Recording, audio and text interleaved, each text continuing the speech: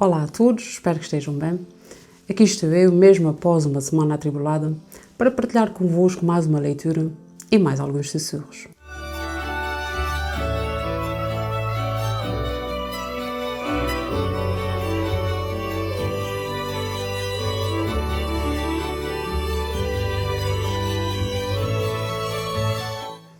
O meu nome é Malvina Souza e hoje, neste espaço, quando os livros sussurram, vou partilhar alguns excertos do livro Os Livros que Devoraram o Meu Pai, a estranha e mágica história de Vivaldo Bonfim, de Afonso Cruz. Antes de começar, como sempre, peço-vos para subscreverem o canal, caso ainda não tenham feito, e para partilharem os nossos sussurros, permitindo, assim, que cheguem a mais pessoas. Uma tarde como tantas outras, o meu pai estava a ler um livro que mantinha debaixo de um impresso de IRS para que o chefe não reparasse que não estava a trabalhar. E foi nessa tarde que ele, de tão embrenhado, tão concentrado na leitura, entrou o livro adentro. Perdeu-se na leitura. Quando o chefe da repartição chegou à secretária do meu pai, ele já lá não estava. Havia, em cima da mesa, uns impressos de IRS e um exemplar de A Ilha do Dr. Monroe, aberto nas últimas páginas. O Júlio, era assim que se chamava o chefe do meu pai, chamou por ele. Vivaldo! Vivaldo! Mas o meu pai, nada. Estava enfiado no meio da literatura. Estava a viver aquele romance.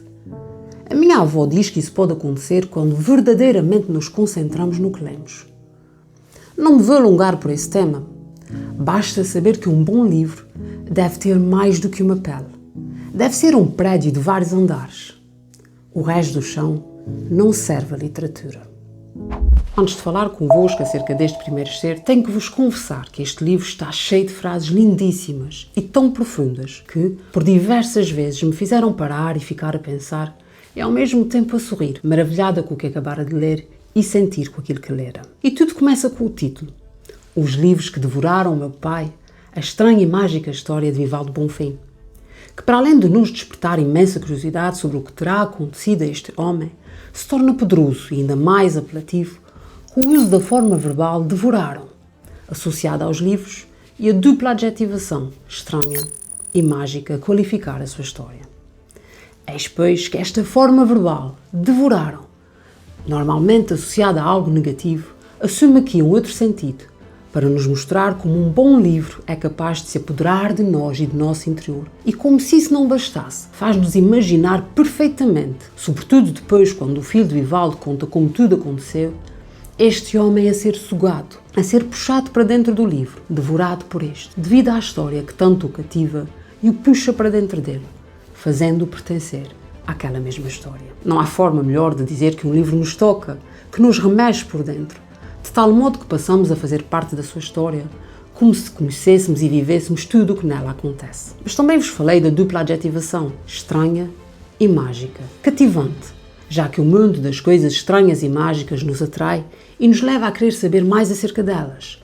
Até porque o que aqui aconteceu foi estranho, mas também mágico, o que agrega um valor maior e algo de bom, diferente, a esta história de Vivaldo. Ora, no primeiro parágrafo ficamos então a saber que, uma tarde, e eis aqui a categoria da narrativa referente ao tempo, Vivaldo estava no seu local de trabalho e, disfarçadamente, lia o livro A Ilha do Dr. Monroe, livro também bastante sugestivo pela história que conta, quando entrou livro adentro. Outra expressão deliciosa e poderosa, na qual, através do pleonasmo, que nada mais faz do que reforçar uma ideia pela repetição de palavras e expressões redundantes e desnecessárias, nos é revelado o poder da leitura e de como esta consegue agarrar o leitor, a pontos de o fazer mergulhar dentro daquele livro. Note-se que ele não só entrou no livro, no sentido de o ler, conhecer a sua história. Ele entrou livro adentro, o que nos revela a capacidade fantástica que este livro teve de o seduzir, de se apoderar dele. Aliás, Júlio, o chefe de Vivaldo, chama por ele, e este não deu sinal de vida, porque, como nos diz o texto, estava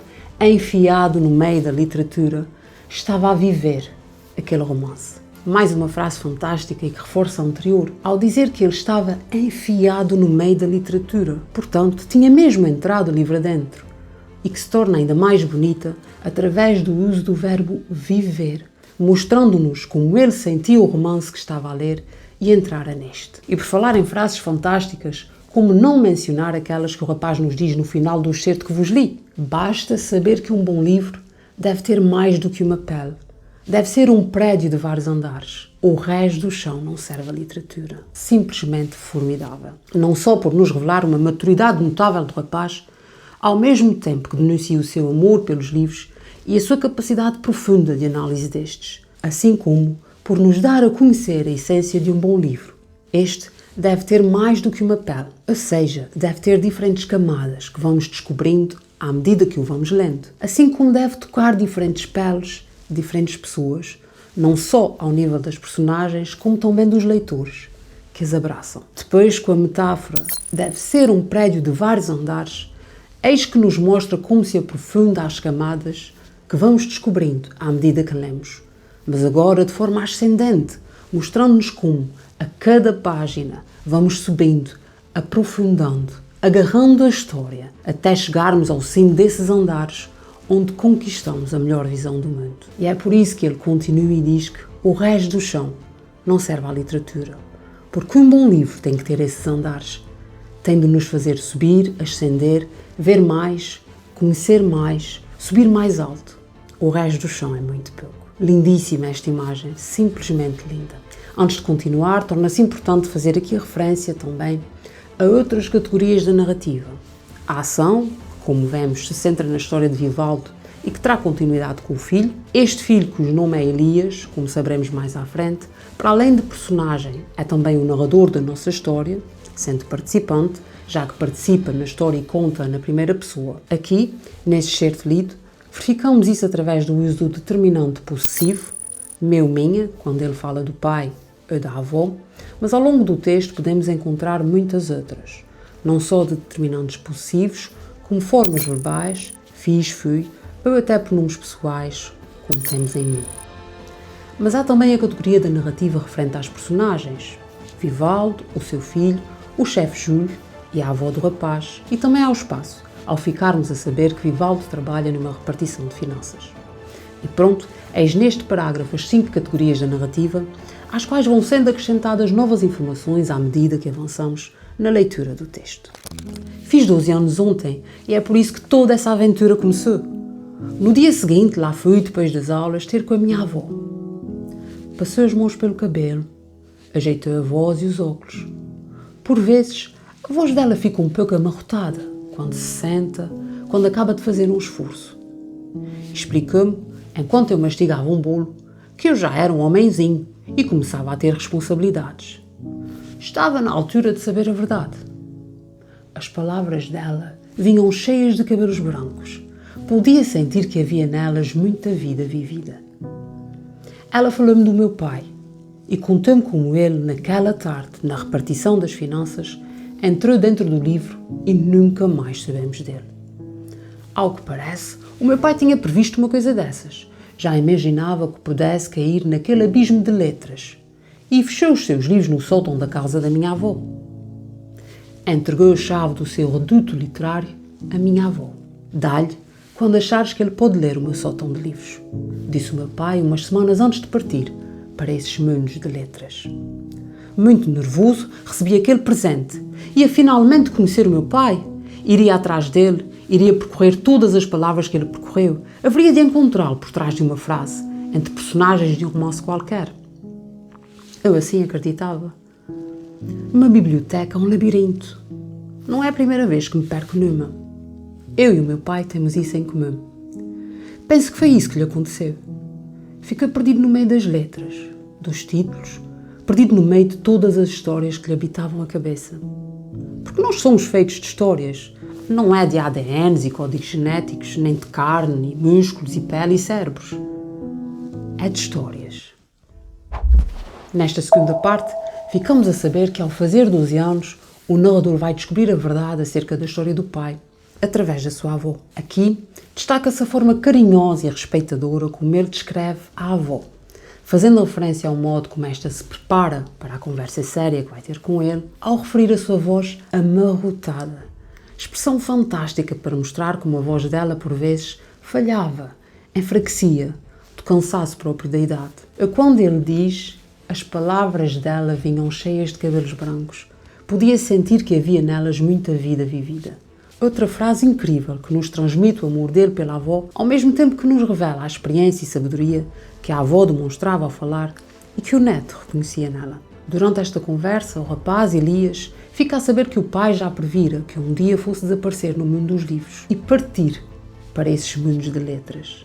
Frase incrível, fantástica, que podemos até associar à morte, devido ao verbo partir, mas que, e se me permitem, eu até considero uma bonita forma de partir. E fica a saber que ele havia deixado a chave do sótão, o seu tesouro, a sua herança, com a mãe, para que esta a entregasse ao neto na altura certa. Nervoso com o presente que acabara de receber, mas muito feliz, Elias vê nisso uma forma de ir ao encontro do pai, de o encontrar, e revela-nos essa sua esperança através da enumeração.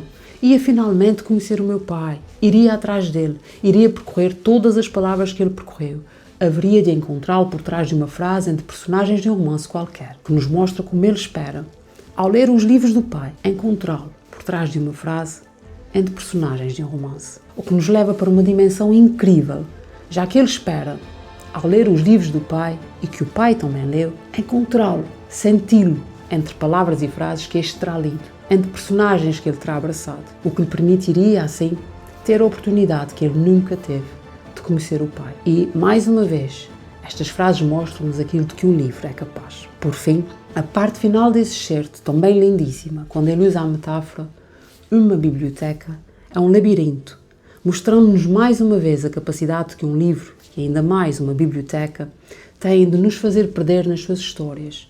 E através de mais uma enumeração, diz que o pai se perdeu. Mas esta forma verbal, associada aos livros, nunca surge com sentido negativo. O pai perdeu-se no meio de palavras, de histórias. E Elias ainda remata com esta ideia incrível. Porque nós somos feitos de histórias. Referindo inclusivamente que não é o nosso ADN, nem a carne, os músculos, a pele ou o cérebro que nos faz. São as histórias. Acentuando como estas, as histórias, se apoderam de nós e fazem de nós as pessoas que somos. E é verdade. As histórias dos livros, as histórias da nossa vida, são a nossa essência. Este é um livro fantástico que nos permite, através deste rapaz e dos livros que ele vai lendo, percorrermos diferentes clássicos e conhecermos histórias de assassinos, de amores, de paixões, perigos e tantas aventuras, só conseguidas através das letras e da leitura. E é um livro também no qual a interpretação do leitor tem um papel principal e é ele que vai vivendo essas histórias. Para além disso, uma vantagem enorme. Pela sua escrita, adapta-se a diferentes faixas etárias, o que é muito, muito importante. Falemos um pouco do autor deste livro, Afonso Cruz. Nasceu em 1971. Para além de se dedicar à escrita, com a qual já ganhou diversos prémios, como o Prémio Literário Maria Rosa Colasso, com este livro que vos trouxe, ou o Prémio Fernando Namora, o Prémio Sociedade Portuguesa de Autores, entre muitos outros, é também ilustrador, cineasta e músico. Tem uma extensa obra, com nomes muito sugestivos e histórias incríveis, através das quais ele nos revela que, e usando uma frase que é dele mesmo, sempre que se abre um livro, o mundo deixa de ser verdade, para passar a ser uma hipótese. Bonita forma de falar de livros, não é? Espero que tenham gostado mais este momento. Antes de me despedir, peço-vos novamente para subscreverem o canal e partilharem esses sussurros. Se ainda não sabem, agora também podem encontrar os sussurros na plataforma Spotify. Despeço-me então, prometendo voltar na próxima quarta-feira, para mais um momento de partilha.